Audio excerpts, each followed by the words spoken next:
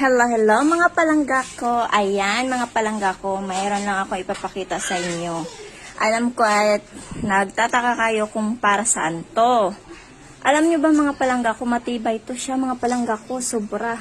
Hindi siya madaling masira, syempre. Kasi ano to siya eh. Guma pa no?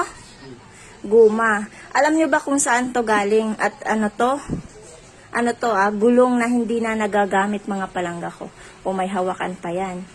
Kunting linis lang yan mga palangga ko kasi bagong natapos ng asawa ko kung bagong nagawa niya. Kumbaga, nag-invento siya at ito yung nagawa niya.